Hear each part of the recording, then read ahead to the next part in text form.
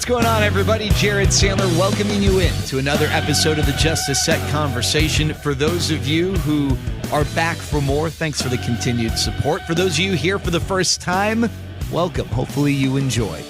Episode 53 is with the legendary writer and broadcaster Tim Kurkjian. If you know Tim, you know that he is an incredibly passionate person, a great storyteller, and someone who every time he speaks, you can just feel the love he has for the game of baseball. It's so fun to talk with Tim and hear from him, and I was so excited to get to chat with him. Plus, we'll get to hear him talk a little bit about his basketball days. Tim, if you know me, you know I'm not a giant by any means. I'm actually taller than Tim, and Tim's a few years older than me. But Tim is so highly regarded for his basketball playing abilities.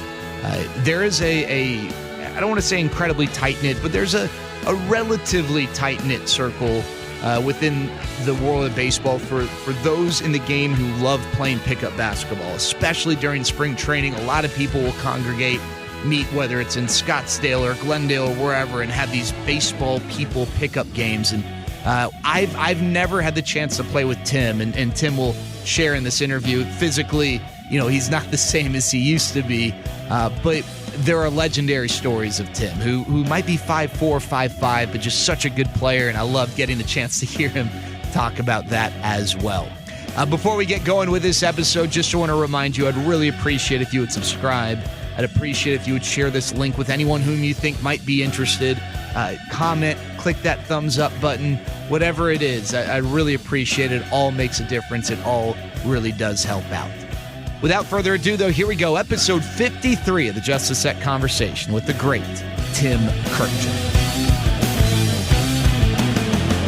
All right, Tim, I know you grew up in a baseball family. I think I read not only your dad, but your two older brothers loved the game. I think your brothers were really talented players. So I guess, did you have a choice as to whether or not baseball was going to be a part of what you loved to do growing up? It just seemed like that was the language that you guys spoke in the Kurkjian house. Yeah, it was the only language we spoke in our house. My dad didn't just love the game. He had a great feel for the game. He was a good little player in his own right, and it's what he taught his kids how to do. And that's all we ever really talked about when I was a kid, much to my mom's dismay. And my dad was a brilliant man. He was a PhD in mathematics, but it was all practical application to baseball. That's what he was always interested in. He never missed our games. And I went to Walter Johnson High School in Bethesda, Maryland. I mean, once you go to a high school named after the greatest pitcher of all time, it's pretty easy to make up your mind, and maybe I should try to make a career in this. Yeah, I read, you mentioned your dad, that he was a mathematician and a statistician, and baseball obviously is such a numbers game, maybe now with all this advanced data more than ever, but when you were growing up, were the statistical sides of things a big part of the conversation because of your dad's educational background? Yes. Math was always involved in the things that we did, but it was more of, like I said, a feel for the game. My father didn't grow up telling me that Ted Williams hit 344 3 years in a row or whatever. He was telling me what a great hitter Ted Williams was and what a great pitcher Lefty Grove was and Bob Feller was and Jimmy Fox was that as a hitter. These are the things I learned growing up, but there would be times we would just jump into the baseball encyclopedia. I remember Bob Horner once said, or Bobby Cox said of Bob Horner, it was said of Bob Horner, he strikes out only 2 times for every home run that he hits. So if he hits, 50, he only strikes out 100 times. And my dad goes, wait a minute. And we went and started looking up Ted Williams' strikeout numbers and Joe DiMaggio's strikeout numbers. DiMaggio was almost 1-to-1 with strikeouts and homers. It was a long time ago. But that's the kind of stuff that my father taught me. He taught me where to look. And once I found it there, he would teach me mathematically how to get to the answer. And then what sort of an influence did your brothers have? I'm sure, I guess it all kind of falls in the same bucket, but did they influence you in any different sort of a way as far as baseball is concerned? Well, they were such good players, and I was the youngest of three, so I certainly followed them along. They certainly showed me how to play, and it's always been such a helpful thing for me over the years that when we sit around and just talk about baseball, just the three boys, or when my dad was alive, the four of us would sit around and talk about the game. We were all speaking the same language because it's the same language we spoke growing up.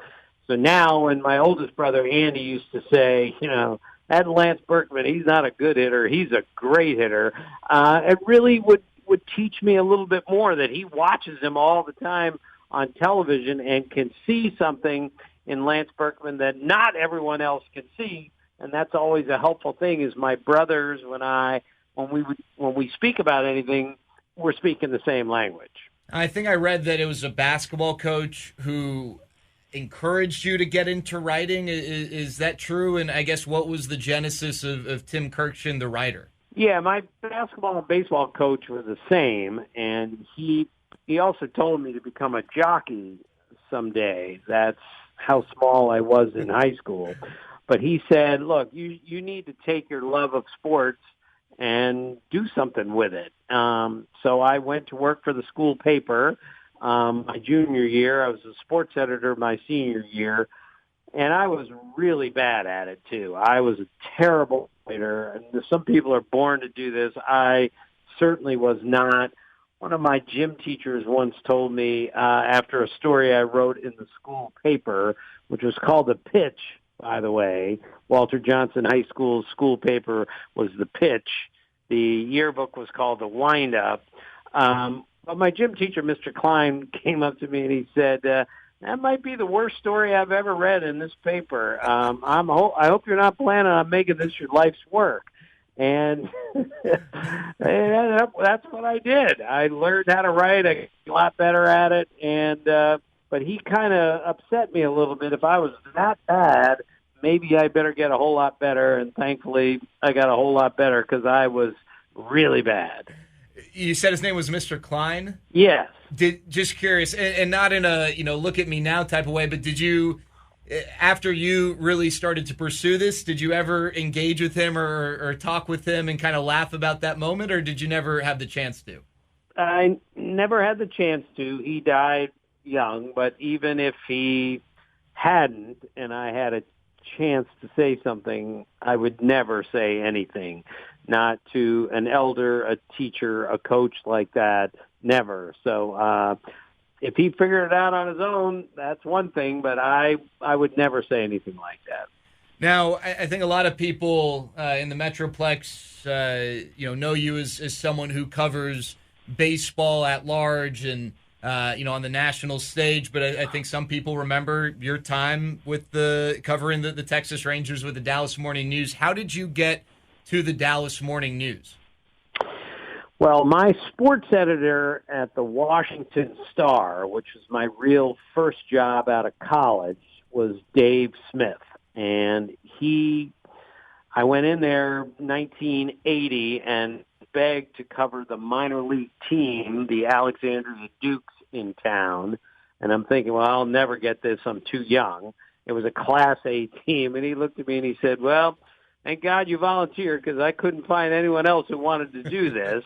So that's when he recognized that I really loved baseball. So when the Star folded, and then I went to the Baltimore News American, and I was there for about 2 months, and it essentially folded. So I lost 2 jobs in 2 months. Dave Smith called me and offered me a job in Dallas.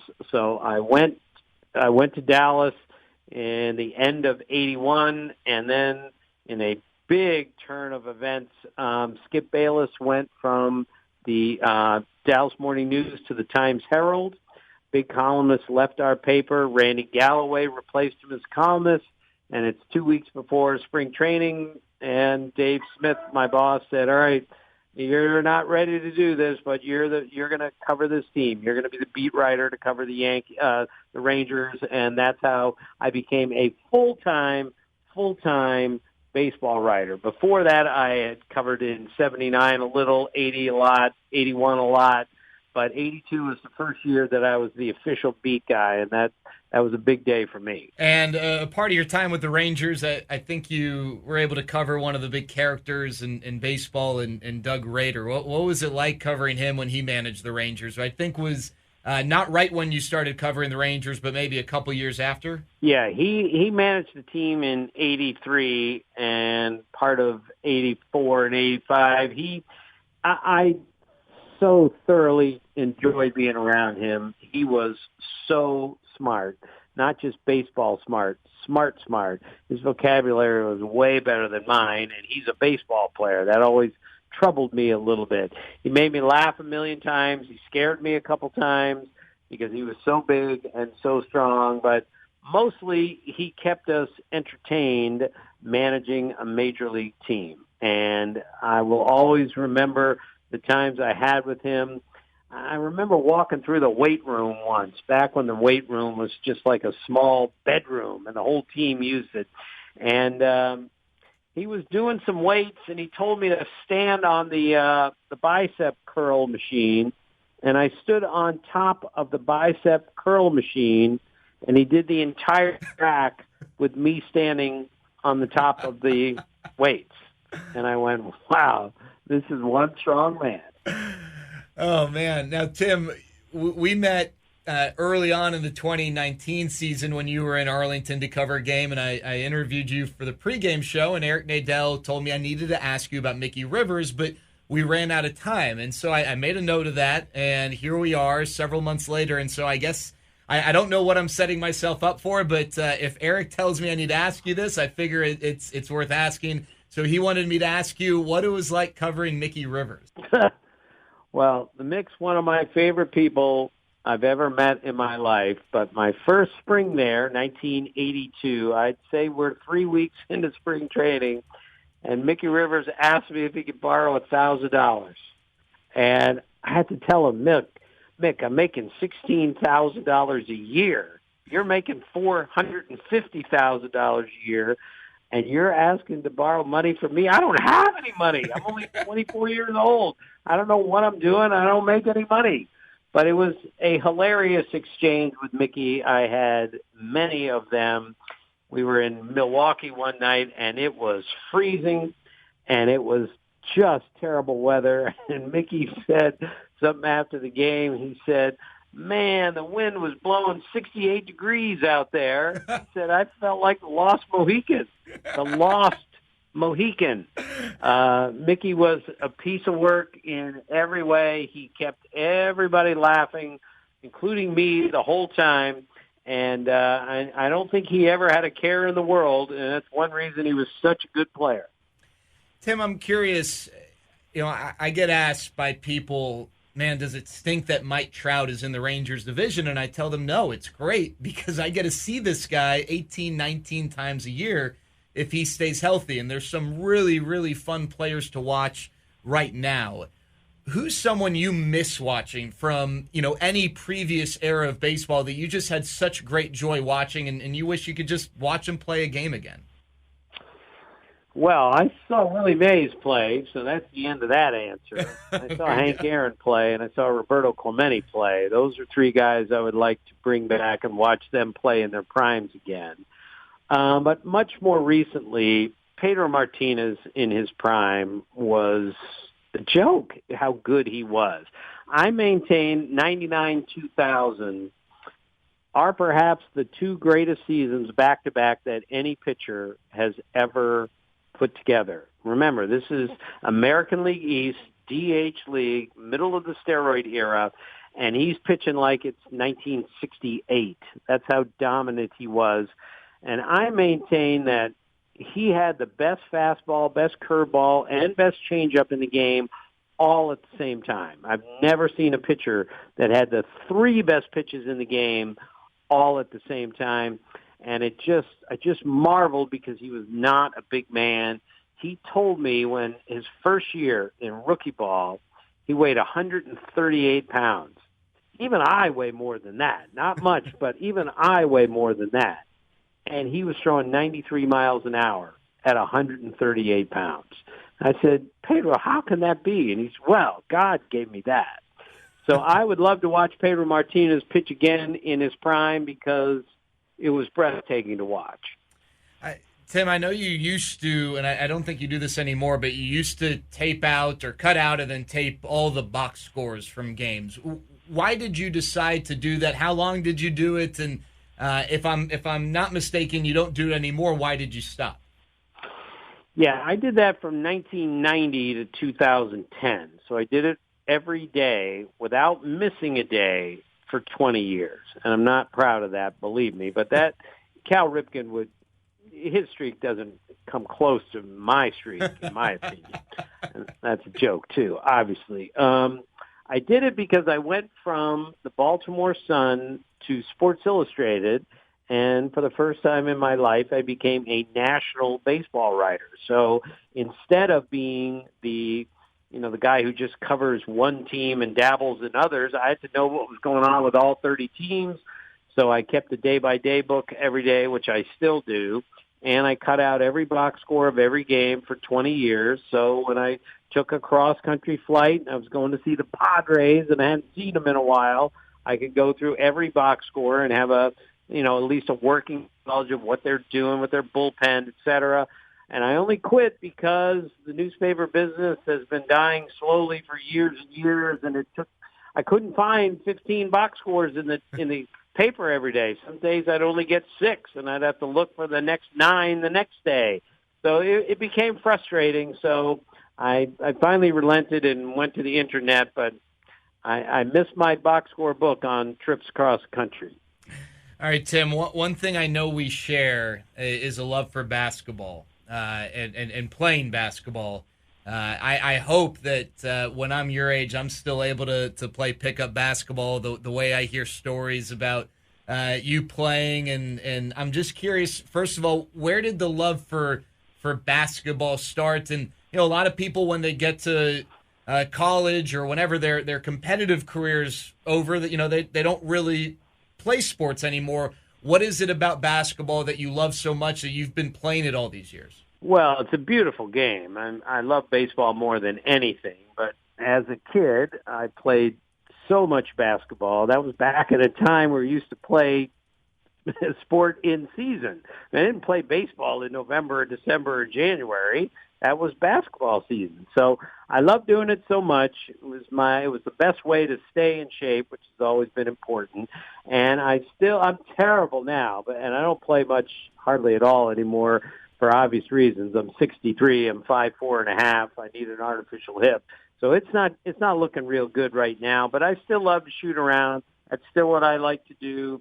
And I just love the competition of it. And I played in an old dog league until I was almost 60. And old dog was exactly that. A bunch of guys who, played a little bit in their lives, all got together. It's still a very competitive situation, and yet nobody gets hurt. I'm not sure you can do that in baseball nearly as easily as you can in basketball. How would you describe your game? Well, now it's terrible. Back in your prime. Look, I'm not going there. I can move the ball around. I love to play. I'm not going any further than that. But it was great fun. I've heard that you are fiercely competitive and a very good distributor of the basketball. That's the scouting report I've heard. Well, I'm curious, Tim. We I've been able to in spring training connect with certain people over basketball. These people in sports, they tend to love multiple sports. Were there any people that you developed a relationship with because maybe of a common interest of playing pickup basketball over the years? Yeah, there used to be a day every spring training in Phoenix, we played basketball, sometimes 3-4 nights a week, depending on the week. And I played against all sorts of guys, Sandy Alderson, Billy Bean, Ken Maka, Rick Burleson, Billy Bavasi. I played against a lot of players, executives, and I played probably most against A.J. Preller, formerly of the Rangers, now with the Padres. And he, by the way, is a nightmare to try to guard, especially for me, because he's bigger than me, who isn't. He's younger than me, who isn't. And he can go right through me now. I don't think I could have guarded him when I was his age. But I've really enjoyed playing with him over the years, but it's been a while.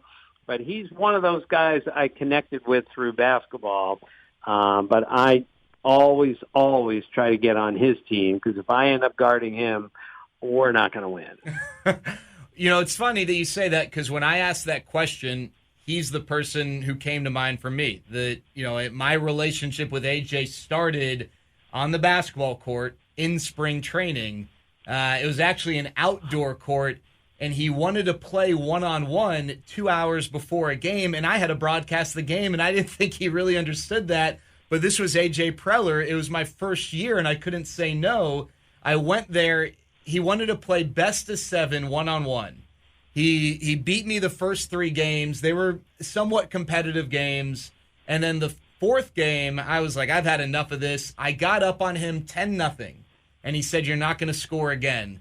And sure enough, I end up losing 12-10. And I just walked away amazed at what he was able to do. And some of it looks so unorthodox, too. He's got such an odd-looking shot, but he's so quick and he's so good. Yeah, we played 2-on-2 during the 2011 World Series in St. Louis. 2-on-2 at a little gym near the hotel. And they won the first 3 games.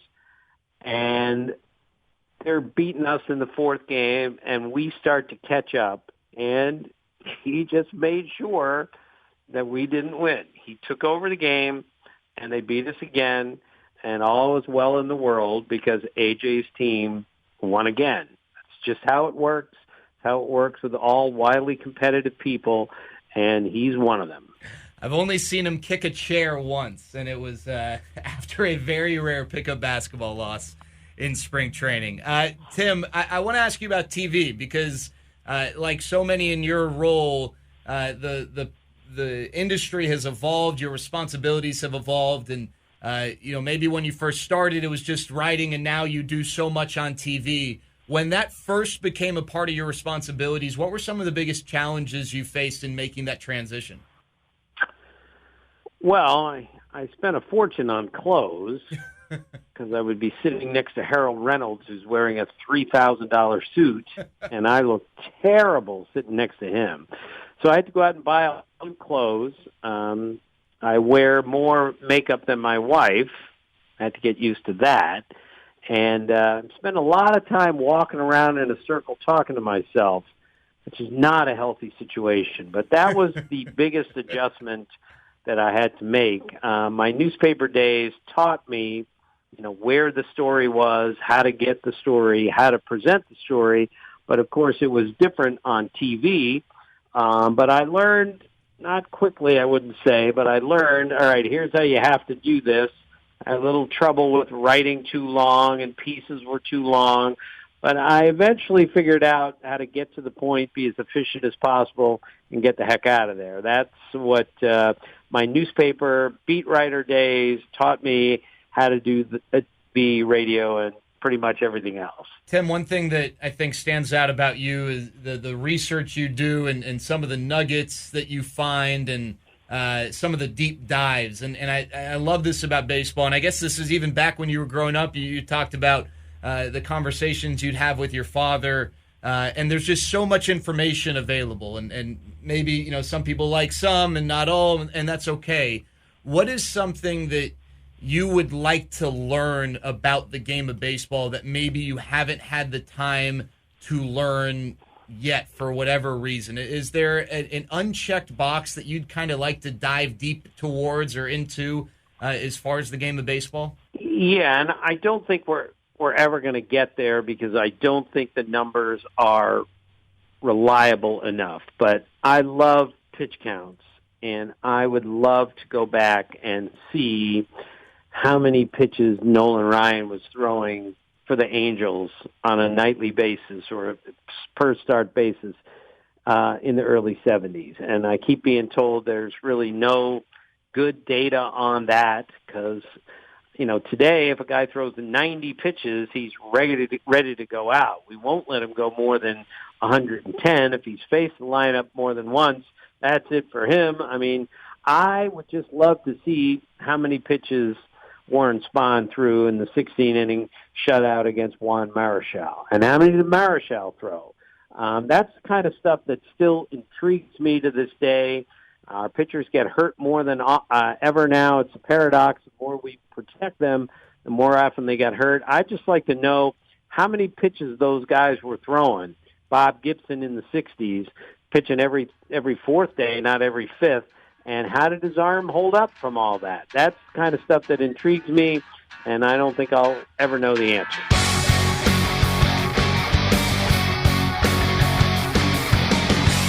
I mean, he's just the best, isn't he? I think anyone who speaks with the degree of passion on a subject the way Tim does when it comes to baseball is interesting to listen to.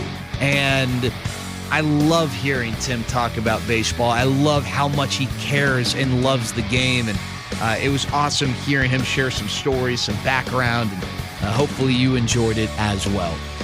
Again, would really appreciate if you consider subscribing to this channel. You can find all of the Just a Sec episodes, past and of course, as they come out, future.